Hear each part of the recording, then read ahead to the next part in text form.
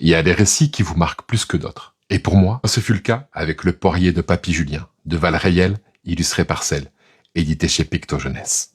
Comme pour Le Miracle des Pépins que j'ai chroniqué plus tôt, on retrouve là une magnifique histoire de transmission entre un grand-père et son petit-fils. Depuis tout petit, notre héros a pris l'habitude de prendre ses quartiers chez son grand-père, tous les étés, seul sans ses parents et face à la bonne humeur de son ancien.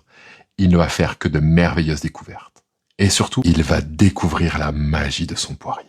Je ne résistais pas à l'envie d'y monter tout de suite. C'était facile, car son tronc était très court. D'ailleurs, la truffe sautait pour s'allonger sur sa branche la plus basse, qui poussait à l'horizontale. Je n'avais jamais vu un chien grimper aux arbres, et je n'en revis jamais par la suite. Ce grand poirier et sa forme me renvoyèrent direct en enfance, dans le jardin de mes grands-parents, où il y avait un cerisier qui avait presque exactement la même forme. Ami des arbres, oui, un cerisier grand ouvert comme ça. Le poirier était l'âme de la maison de Papy Julien, et quand on n'y mangeait pas en dessous, c'est les amis les mésanges qui vous rendaient visite.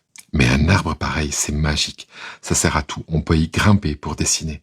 Et aussi, attention à toutes ces poires qui peuvent tomber dans votre nourriture et vous éclabousser de confiture. La canicule un jour débarqua, et si elle emporta avec elle nombreux de nos anciens, c'est aussi le poirier qui n'y a pas survécu.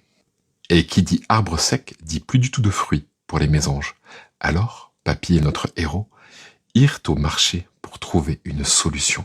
Ce que j'ai aimé de ce récit, c'est qu'il est à la fois touchant et sincère. Et si notre jeune héros n'a pas de prénom dans l'histoire, c'est peut-être parce qu'il est inspiré de l'enfance de l'autrice. Une authenticité qui résonne en nous et qui fait vraiment du bien. Comme je vous l'ai dit en introduction, j'ai vraiment été ému, touché par cet album. Et c'est peut-être parce que c'est une histoire de vie, et qu'à la fin, même sans poirier, la vie continue, et on continue de transmettre aux futures générations. Si vous voulez vous laisser transporter par une magnifique histoire, comme je l'ai été, n'hésitez pas, foncez dessus. Allez, à plus!